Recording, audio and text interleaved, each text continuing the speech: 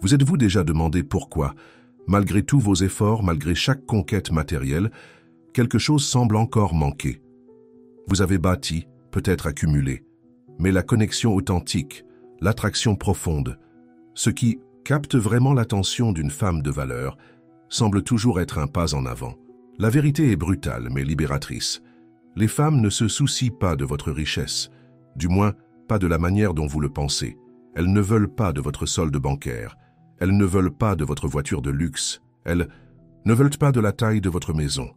Elles veulent quelque chose de plus, quelque chose que l'argent n'achète pas, mais que vous pouvez construire à partir de maintenant. Et je vais vous révéler les 4 choses qui comptent vraiment et comment vous pouvez maîtriser chacune d'elles en 30 jours. Ce n'est pas un raccourci, c'est une carte. Au cours des 30 prochains jours, vous embarquerez pour un voyage intense de découverte de soi et de transformation. Chaque activité proposée ici a une règle claire, un retour immédiat. Vous sentirez l'impact, vous observerez les réactions. Pour cela, nous utiliserons des outils essentiels. Un journal d'auto-analyse, un simple cahier pour noter vos pensées. Et observation. Une application de pleine conscience pour des exercices de présence et de concentration. Un plan d'action hebdomadaire, une feuille pour organiser vos objectifs et activités. Et 2 techniques puissantes. La technique du miroir réflexif pour pratiquer la communication non verbale et l'écoute active profonde pour absorber ce que l'autre dit réellement. Prêt à déconstruire de vieilles croyances? Premièrement, la force de l'authenticité inébranlable. Soyez vous-même, vraiment. La première chose qu'elle recherche est une authenticité inébranlable, une intégrité qui résonne. Il ne s'agit pas d'être parfait, il s'agit d'être réel. Beaucoup d'hommes essaient d'être une meilleure version d'eux-mêmes, basée sur des attentes externes. C'est une erreur fatale. La vulnérabilité maîtrisée n'est pas une faiblesse, c'est un aimant. Elle montre que vous êtes humain, que vous avez confiance en vous et en l'autre. La conséquence? Des connexions plus profondes, plus authentiques, où l'attraction fleurit du respect. Imaginez-vous lors d'un rendez-vous décontracté, autour d'un café. Vous ressentez la pression d'impressionner. Mais au lieu de cela, décidez d'être totalement vous-même. Partagez une histoire qui vous a marqué, quelque chose qui vous a fait rire de vous-même, ou une passion qui vous anime, même si elle n'est pas lucrative. Permettez un moment de silence confortable. Le journal d'auto-analyse sera votre confident. Le 3e jour, utilisez votre journal. Enregistrez 3 moments où vous avez ressenti la tentation d'être qui vous pensiez, devoir être, et avez choisi d'être authentique. Quelle a été la sensation? Le 7e jour, lors d'une interaction sociale, partagez une opinion impopulaire ou un goût particulier, sans peur. Observez la réaction. La peur du jugement des autres est un monstre, la croyance que vous n'êtes pas assez bien tel que vous êtes. Ils vous retiennent, vous forcent à porter des masques qui étouffent votre essence. Vous êtes-vous déjà surpris à créer un personnage pour plaire? Comment cela vous a-t-il fait sentir? Mais l'authenticité n'est que le premier pas. Et si je vous disais que la prochaine qualité est quelque chose que vous possédez déjà, mais que la société vous a appris à cacher, préparez-vous à dévoiler le pouvoir de votre monde intérieur. Permettez-moi de vous raconter une histoire. J'ai rencontré un gars, appelons-le Pierre. Pierre avait tout ce que la société dit attirer les femmes.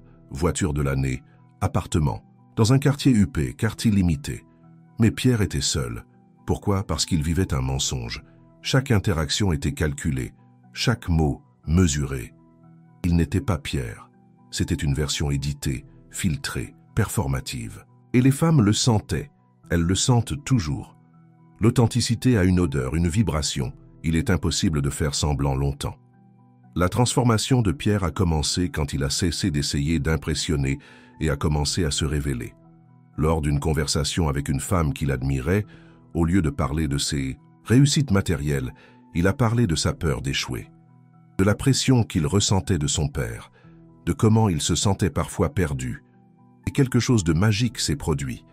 Elle s'est rapprochée, pas physiquement, mais émotionnellement. Elle a vu l'homme derrière le masque, et ça, mon ami, c'est là que naît la vraie connexion.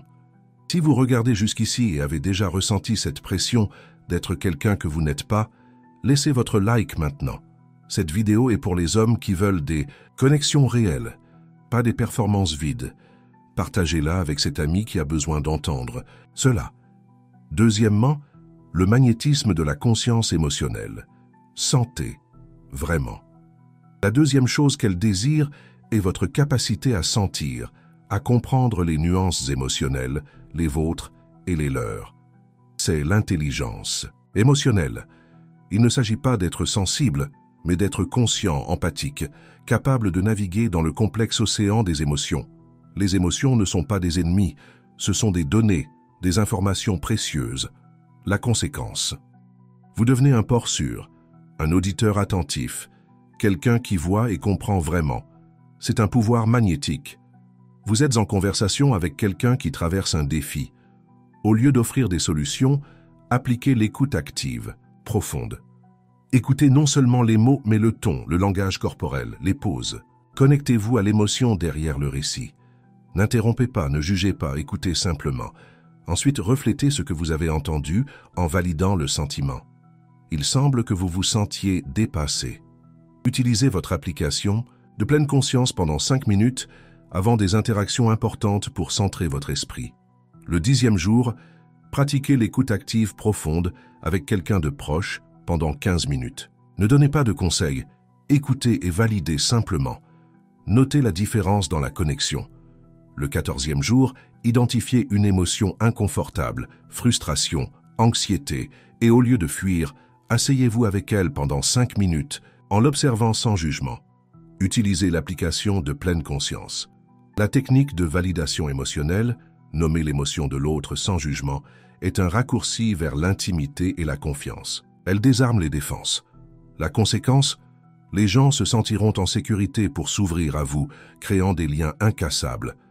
La société enseigne à réprimer les émotions, à être fort. Le manque de pratique dans l'identification et le traitement des sentiments crée des barrières. Combien de fois vous êtes-vous senti incompris ou incapable de comprendre quelqu'un qui s'est ouvert? Comment serait-ce d'avoir les outils pour changer cela? Permettez-moi de partager un autre cas. Marc était le type dur à cuire, typique. Il a grandi en entendant qu'un homme ne pleure pas, que les sentiments sont pour les faibles. Résultat, Marc était une cocotte-minute émotionnelle. Il explosait pour n'importe quoi. Ou pire, il se refermait complètement. Les femmes le fuyaient comme la peste, non pas parce qu'il était méchant, mais parce qu'il était émotionnellement inaccessible. Le changement est venu quand Marc a commencé à nommer ses émotions. Aussi simple que cela. Je suis frustré. Je suis anxieux. Je suis heureux. Cela semble-t-il idiot? Peut-être, mais ce fut révolutionnaire. Soudain, il avait le vocabulaire pour exprimer son monde intérieur. Et quand il a commencé à faire cela avec les autres, en validant leurs émotions, la magie a opéré. Les femmes ont commencé à se sentir en sécurité avec lui, vues, comprises. Il y a eu une situation spécifique qui l'a marqué. Marc était à un rendez-vous quand la femme a commencé à parler d'un problème au travail. L'ancien Marc aurait donné 1000 solutions. Le nouveau Marc a juste écouté. Et quand elle a terminé, il a dit « Cela doit être très frustrant. De sentir que votre effort n'est pas reconnu. » Elle s'est arrêtée, elle l'a regardé et elle a dit « C'est exactement ça. Personne n'avait jamais compris cela de cette façon auparavant. » La connexion a été instantanée. Mais et si je vous disais qu'il existe quelque chose d'encore plus puissant, quelque chose qui définit l'homme que vous êtes destiné à être, quelque chose qui ne s'achète pas, mais se construit, avec une vision claire de votre avenir. Troisièmement, l'attrait de la vision de vie. Ayez un but, vraiment. La troisième chose qu'elles admirent est un homme avec un but clair, une vision de vie qui va au-delà du prochain salaire.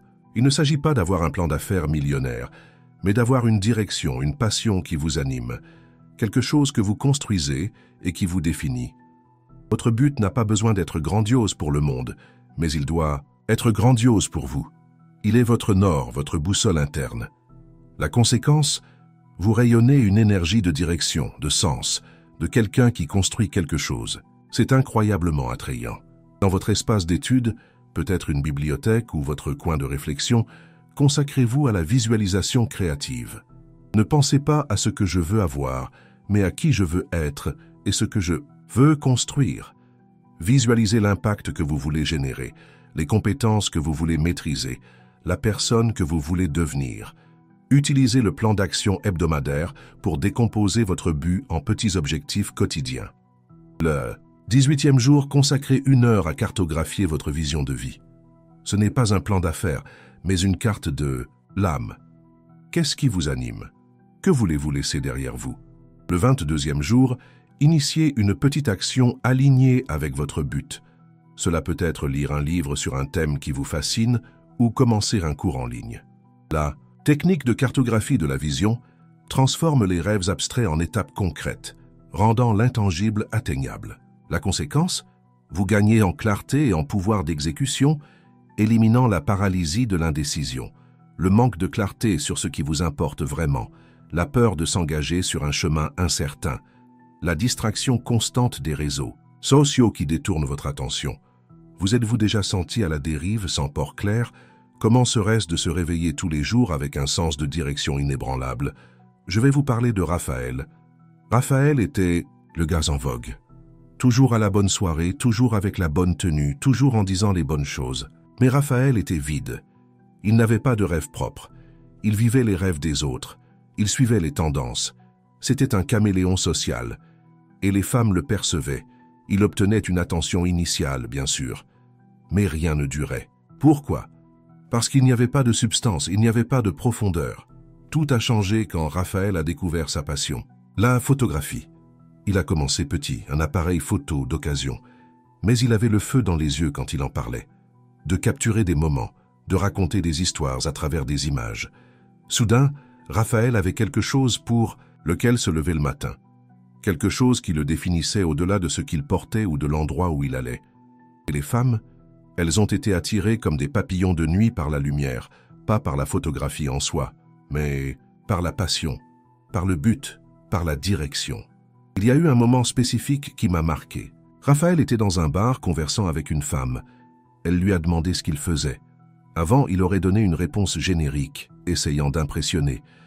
Cette fois, ses yeux ont brillé.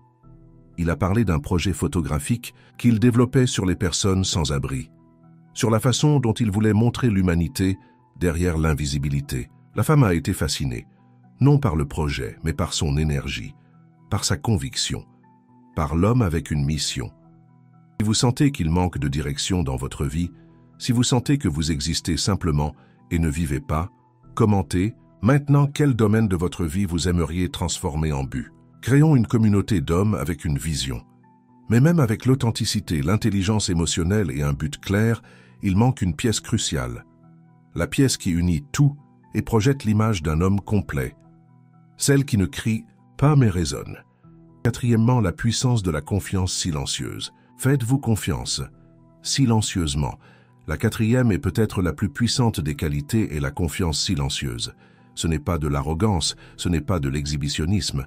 C'est une conviction interne, une certitude sur votre valeur et vos capacités, qui se manifeste dans votre posture, dans votre regard, dans votre calme sous pression. C'est la conscience que vous êtes le capitaine de votre propre navire. La posture physique est un raccourci vers la posture mentale.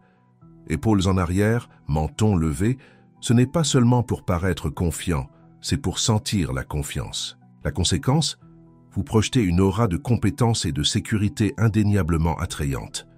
Dans un environnement de travail ou lors d'un événement social, vous vous trouvez face à une situation difficile. Au lieu de reculer, respirez profondément. Adoptez une posture droite et avec la technique du miroir réflexif, pratiquez un sourire calme et un regard direct avant d'interagir. Vous n'avez rien à prouver. Votre présence dit déjà tout. Le 25e jour, pratiquez la posture de pouvoir pendant 2 minutes, 3 fois par jour. Sentez la différence dans votre physiologie. Le 28e jour, acceptez un petit défi qui vous mettrait normalement mal à l'aise. Posez une question en public. Engagez une conversation avec un inconnu. Observez simplement votre capacité à agir malgré l'inconfort. La vraie confiance en soi naît de la compétence et du dépassement de petits défis, non de la validation externe. C'est un dialogue interne positif. La conséquence, vous devenez inébranlable car votre source de valeur est en vous. La confiance silencieuse est la manifestation d'une profonde connaissance de soi, non d'une performance. C'est l'acceptation de qui vous êtes, avec vos défauts et vos vertus. La conséquence, vous cessez de chercher la validation et commencez à rayonner la sécurité, attirant ceux qui comptent vraiment. L'autocritique excessive, la quête constante d'approbation externe qui vous rend dépendant de l'opinion des autres. La peur d'échouer, qui paralyse la croissance. Vous êtes-vous déjà senti petit là où vous saviez que vous aviez le potentiel de briller? Comment serait-ce d'avoir une confiance qui émane de l'intérieur, indépendamment de ce qui se passe? Le cas de Bruno est emblématique. Bruno était le gars qui s'excusait toujours. S'excusait d'exister, pratiquement. Il entrait dans les lieux en se cachant presque. Il parlait doucement. Il évitait le contact visuel. Non pas parce qu'il était timide par nature, mais parce qu'il a appris qu'il ne méritait pas sa place, qu'il n'était pas assez bien. Les femmes, elles ne le remarquaient même pas. Il était invisible. La transformation a commencé par de petits pas, littéralement. Bruno a commencé à marcher différemment. Poitrine ouverte, pas ferme, regard droit devant. Cela semble superficiel, ça ne l'est pas. Le corps enseigne à l'esprit. Petit à petit, Bruno a commencé à occuper l'espace, à parler clairement, à maintenir le contact visuel, pas de manière agressive, mais présent, ferme, sûr de lui. Le tournant a été lors d'une fête. Bruno a vu une femme qu'il a trouvée intéressante. L'ancien Bruno serait resté dans un coin, attendant un miracle. Le nouveau Bruno, il a respiré profondément, a ajusté sa posture et y est allé. Non pas avec une approche élaborée, juste avec sa présence. « Bonjour, je suis Bruno, je vous ai vu d'ici et j'ai eu envie de faire votre connaissance. » Simple, direct, confiant. Elle a souri et ils ont discuté toute la soirée. Qu'est-ce qui a changé? Bruno n'est pas devenu plus riche, il n'est pas devenu plus beau. Mais il est devenu présent, il est devenu entier, il est devenu confiant en qui il était. Et ça a tout changé. Et maintenant, la révélation finale, la pièce qui unit tout et qui, si elle est maîtrisée, vous fera réaliser que la vraie richesse n'est pas dans ce que vous avez, mais dans l'homme que vous êtes devenu. Le but n'est pas une destination, c'est le voyage. C'est la force qui vous anime même quand l'argent ne rentre pas, même quand la reconnaissance est rare. La conséquence? Vous devenez inébranlable, résilient, et cette résilience est perçue comme une force intérieure puissante, un pilier d'attraction. La vraie richesse, celle à laquelle les femmes s'intéressent vraiment, ne se mesure pas en biens, mais en caractère. C'est la somme de votre authenticité, de votre intelligence émotionnelle, de votre but de vie et de votre confiance silencieuse. Lorsque vous incarnez ces 4 qualités, vous n'attirez pas seulement quelqu'un. Vous devenez le type d'homme qui inspire naturellement le respect, l'admiration et une connexion profonde et durable. L'argent peut ouvrir des portes, mais ce sont ces qualités qui maintiennent les portes ouvertes et bâtissent des relations durables. Permettez-moi d'être brutalement honnête avec vous. La plupart des hommes passent leur vie entière à courir après ce qu'ils pensent que les femmes veulent. Ils accumulent, ils exhibent, ils performent et ils meurent vides, parce qu'ils n'ont jamais compris la vérité fondamentale. Les femmes ne veulent pas ce que vous avez. Elles veulent qui vous êtes, ou mieux qui vous avez le courage d'être. Pensez-y.